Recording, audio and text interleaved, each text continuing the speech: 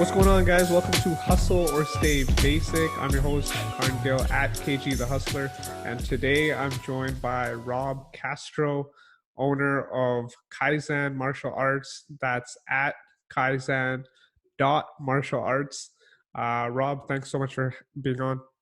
Well, thank you for having me. I really appreciate the opportunity. This is my first Zoom podcast, so you're part of this whole inaugural process of being on Zoom and trying it out on Zoom. Hopefully, the audio turns out well. And if you're listening to this episode, feel free to message me, give me some feedback, and of course, check out Rob's page.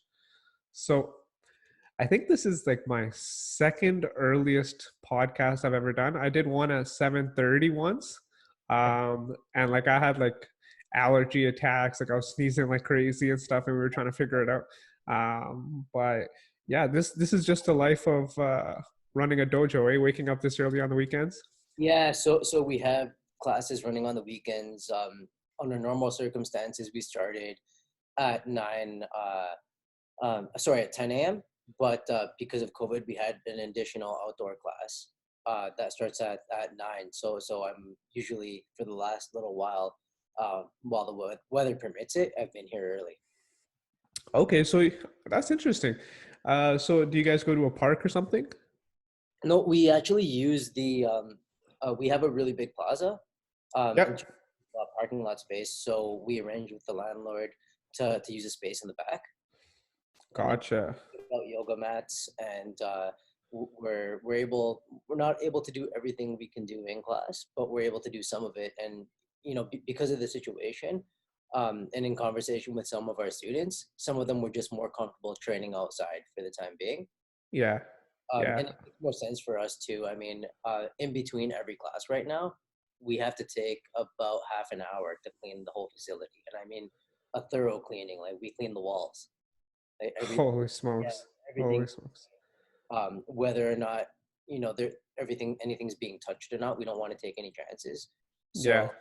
So, um, we did leave a half hour in between every class just for cleaning. Wow, wow. Yeah, I've heard very similar stories about like barber shops and stuff like that. COVID's definitely changed the way business owners operate. Yeah. But before we go into like COVID and like just your dojo in general, um, I know for a fact you clearly work in an industry that you're passionate about. Yeah. Um, how did you come across that passion? Was it at a young age or later on in your life? Yeah, so my dad, uh, I owe the beginning of my journey all to him, and Mm, so he trained. My dad's Portuguese, and he trained in Portugal when karate, this martial art that we train, was very young in entering that country, hmm. and so he had trained it. I think beginning at the age 14. Okay. And then he continued throughout his whole life, and eventually at around 25 he moved to Canada. um, I was born, and then I was pretty much training around the age of 4 or 5. Wow. So you've been in it young, really young. Yeah, Yeah. and I wasn't always, I didn't think of it as um, a career. I knew it would be a life pursuit. Even at Mm, a young age, I knew I would always be training because I had my father as a model, yeah. uh, and he had never stopped. Um, we began teaching classes in Brampton in around the year 2000. Okay. So 20 years ago. Yeah, yeah. When we not too long after we moved here.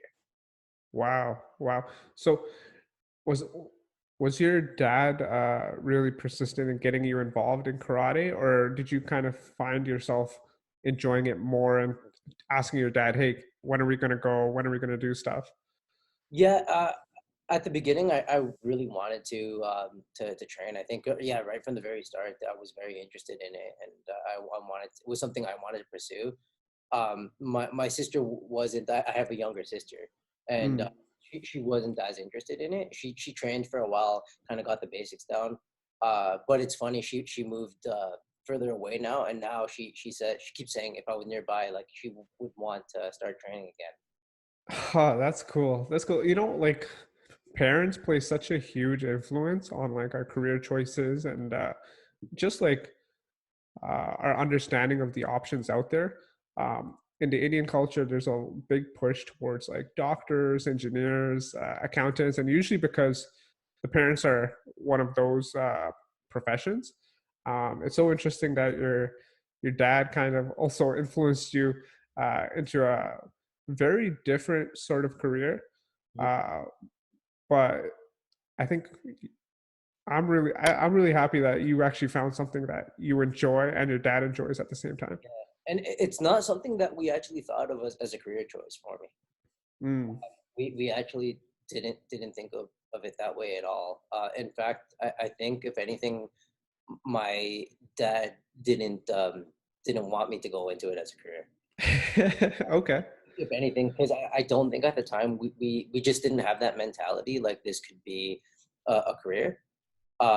It was only later that that we kind of discovered that it could be, and we were always teaching on the side in community centers. That's what we were. Yeah. The rent was very low, and it was just something we did because we wanted to do. We didn't charge a lot for classes at all, and it was something Mm, I would do after school. He would do after work.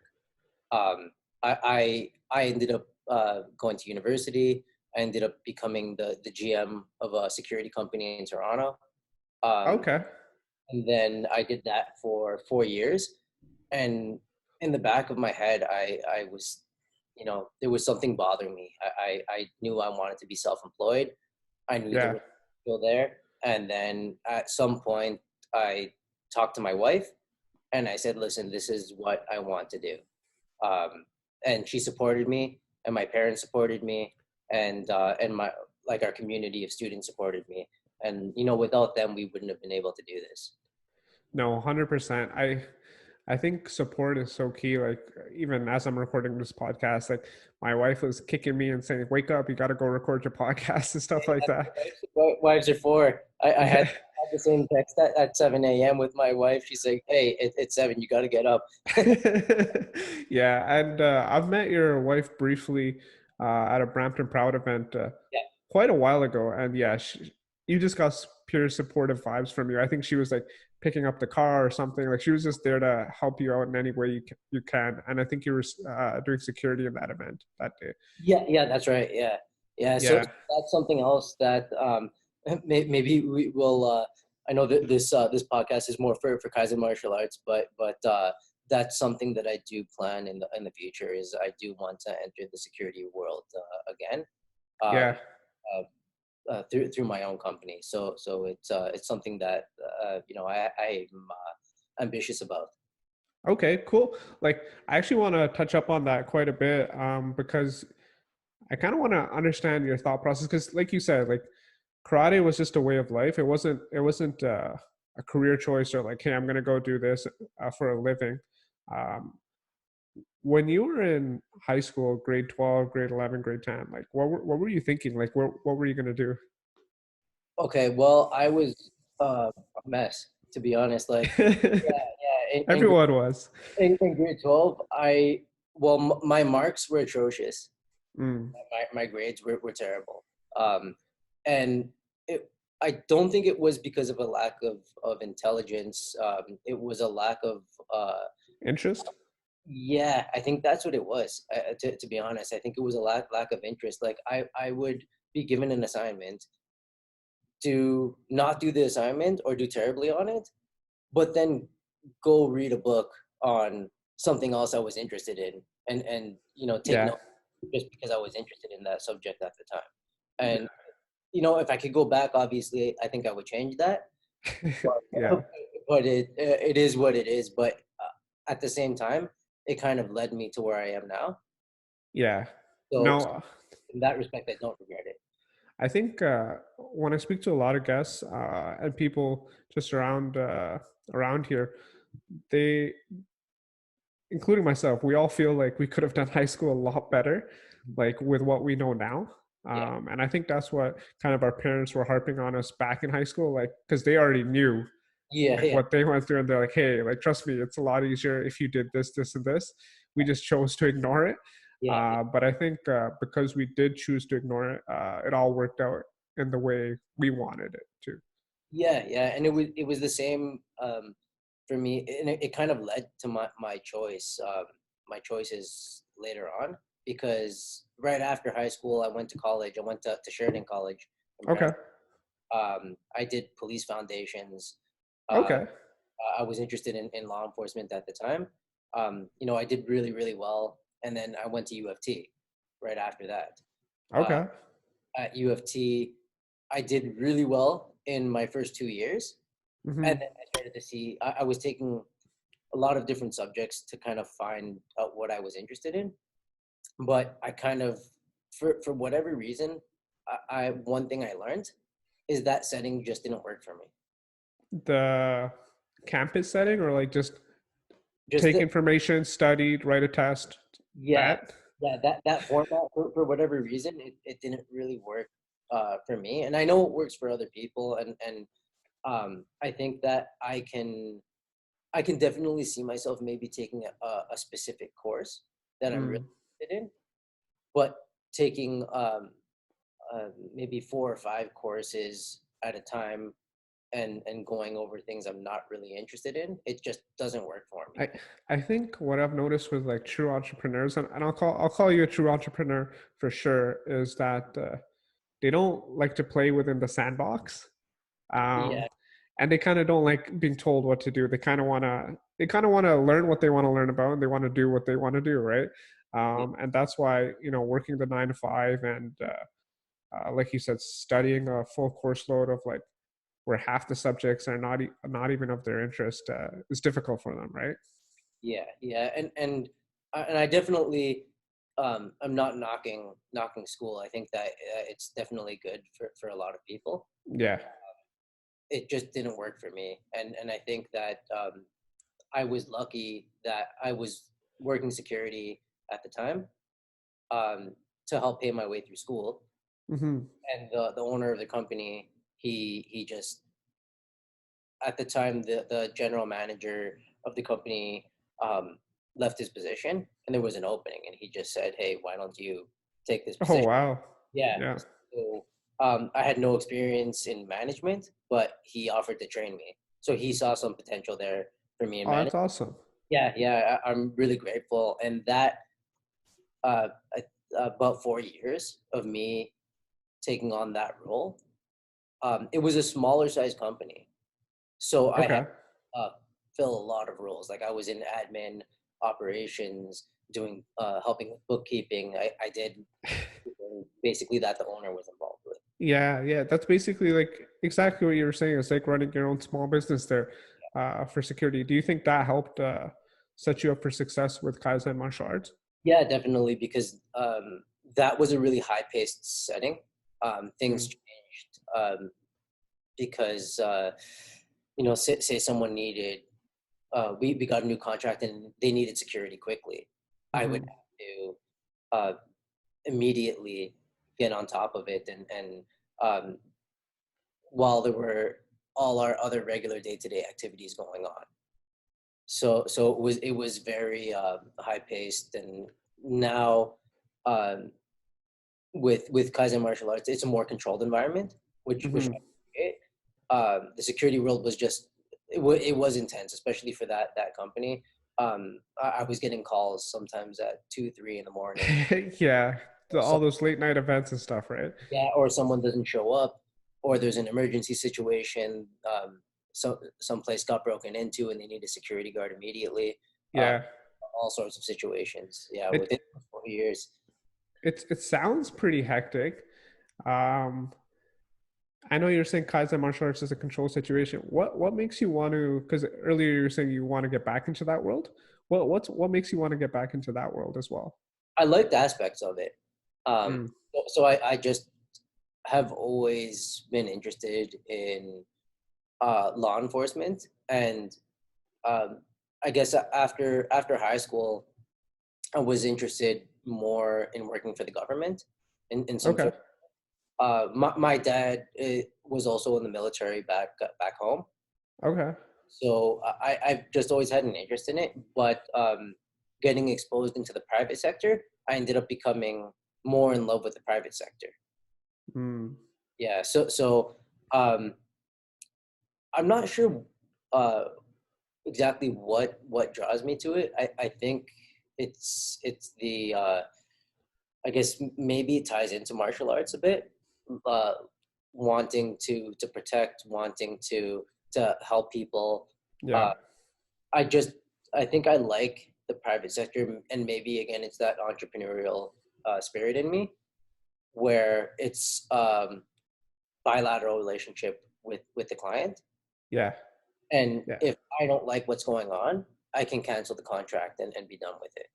I'm not being told what to do, and Mm. there aren't a bunch of things going on behind the scenes that I don't know about, and um, you know, I'm not trying to, I'm not by any means criticizing. I believe we need law enforcement, and I respect what law enforcement Yeah. does in our country. But for me, I like the bilateral relationships between the company and the client. Gotcha. Yeah, no, there's definitely some similarities to your business and owning a security company or running a security company. So I can see the transition will be pretty smooth, and the fact that you have experience in that, um, I think it would be a really good fit. But Yeah, ties in well together. I mean, getting that experience. The company I worked for, we did have a lot of I guess um, high risk jobs that we did. Uh, okay, so I did a lot of escorting. I guess you would call them diamond company representatives. So people okay. carrying diamonds. Um, Oh shoot, that sounds cool. yeah, it was really interesting. Like picking them up at the airport, taking them to whatever destination they had to go to, Yeah, and keeping it very very quiet. And then I did a lot of bouncing, a lot of areas that you wouldn't necessarily want to hang around in, and yeah. we were a company that made a lot of arrests, and that's why we were hired. Um, Gotcha. so that experience, I also use it in my classes, and that's something that it goes both ways. When I start that company, it will really tie into Kaizen martial arts, in that I can use the experience that I gained from security work in Yeah, my classes. For example, we don't just teach people how to fight, but we teach them how to assess situations, gotcha. right? And how to de-escalate, because that Okay, cool. is more important. Right? We don't want to enter a fight. We don't have And to. what's the oldest group of students you have at the dojo today? Right now we have a few students that are in their 60s. Okay, okay, okay. I guess what I was trying to get at is like by training them these skills now, you kind of are also making your own pool of potential recruits for that other company. If you see some skill in them, if you see some passion in them, and they want to get involved in the security world, and you will probably already have like a very developed relationship with them at that point. Yeah, without a doubt, trust is a huge factor. I rather hire a martial artist, and this goes for I think any security company. Anytime someone has martial arts experience, there's a pretty good chance they're going to be hired, just because Yeah, we know they have that discipline. We know that they have the skill to actually defend themselves, if there's a situation that needs it. And I don't think that there would be any issue with um, having one thing I do teach all our students is I don't teach them, I guess, per se proper arrest procedure, because they're not going to need to do that, yeah. but I teach them the techniques that they would use Gotcha, in making. gotcha. I just thought of a random question. I think it'll be a pretty fun one. Um, when I think of karate, I always think I'm always given like anime vibes. like Oh, okay. when I was younger and stuff. Who is your favorite like anime character related to, I guess, I guess it might just be Dragon Ball Z. I don't know, but like, is there any other like, if I was to say who's your favorite character that aligns with the karate world, who would it be? Um, That might be a tough question. I don't know. yeah, that's a good question because there are a lot, but I think definitely my first love of anime, Yeah. and I make I make it no secret that I love anime, but Goku from Dragon Ball, it was just Yeah. that uh the well you can see it here, but Kaizen means continuous improvement. Yep. Yep. So I mean, a lot of people, I think it's also widely used in like the business world as well. Uh, Yep. yeah, like Toyota, I think that is like a big Yeah. their uh, also their kind of whole vibe. But with that is very similar to what Goku kind of embodied in the show, Yeah. of getting stronger and stronger. 100%. 100%. Yeah. And so that really, I mean, when that show used to be on, I think it was on Fridays when I was growing up. Like Yeah. everyone was watching it in school. Yeah. It was all everyone could talk about on Monday. And I think not just for martial artists, I think that show had a big impact on a lot of people's lives. And I think that was why. I think it was just Oh, 100%. that feeling like I got to keep getting better. Yeah. Yeah. We all wanted to see him become the best version of himself, and obviously beat up some bad guys and stuff along the way. Yeah. It's it's it's funny you mentioned continuous improvement and Kaizen. Um, I work as a lean professional, so it's like Lean Six Sigma professional, and that is like the bread and butter Yeah, of of what I do. It's all about continuous improvement, defining the problem, and they actually have tiers to it. So yeah. there's like a brown belt, white belt, green belt, black belt, master black belt. So they in the business world as well. They use a belt. Yeah, Oh, I yeah. didn't. And with each certification, like the tests get harder, um, and it really emphasizes statistics and team management and learning how to work with a team and stuff like that. So I actually have a black belt. I'm a black belt professional. The highest there is a master black belt, which you're literally working with like 10 black belts to solve like $1 million problems and stuff like that. Wow, that's a Yeah. lot.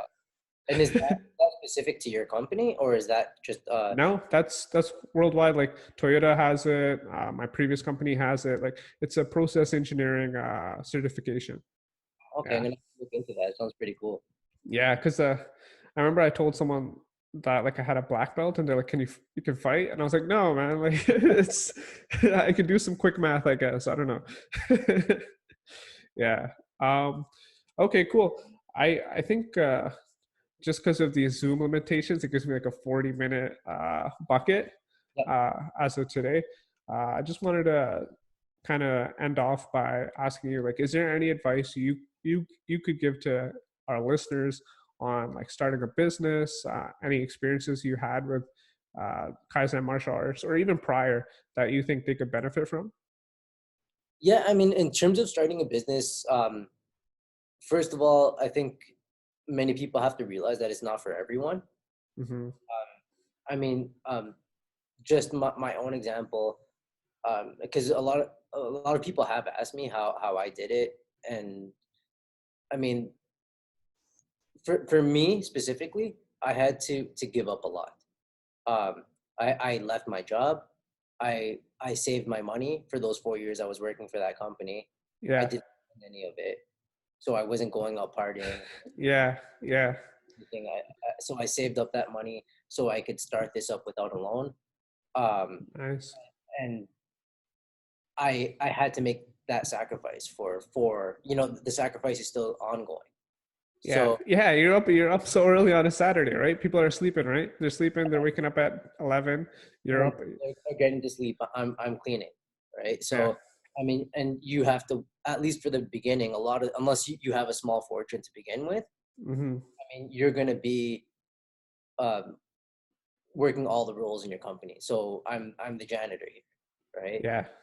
Yeah. And I think that is what you have to decide. And um, now that being said, if you're willing to do that, then don't let anything or anyone stop you.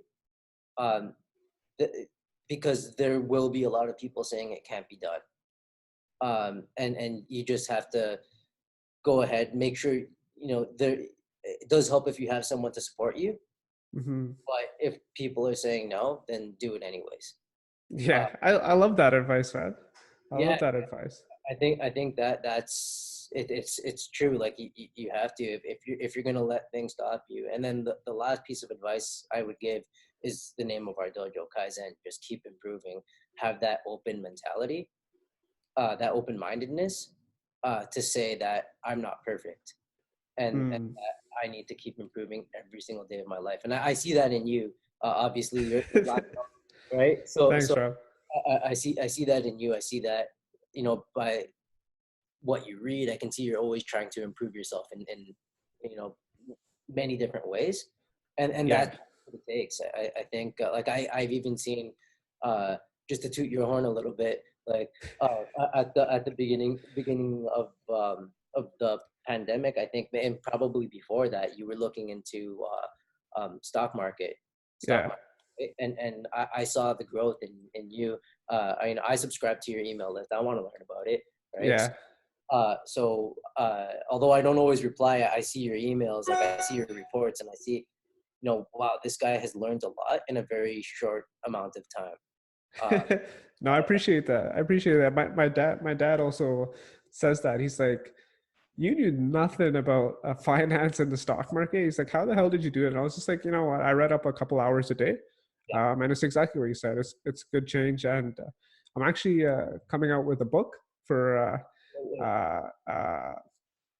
beginner investors and like all the terms, and I want to put it in sort of like a easy to read format, not like a textbook format, like almost like me and you are hanging out and you're reading this.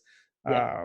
So No, that, I'm actually working on that as well. that's needed because I think, I mean, a lot of people do what I did, and you know, when they want to read about stocks, they pick up the Intelligent Investor or something Yeah, like that. it's hard.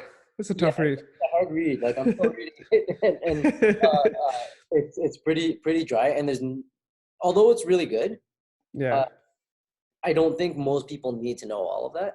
exactly, Uh, exactly. So yeah, my goal with that is just to pick all the topics I think you should know about and put it in like a blurb format with some formulas and like really make it very easy to understand. I don't think I'm 100% able to do that in my emails because I think it would be too long to read. But I think in a book format, yeah, it'd be a really good read. So I'm really working on that. And no, I appreciate what you're doing. Also, I've seen you. You know, when the pandemic hit, a lot of people can just fold.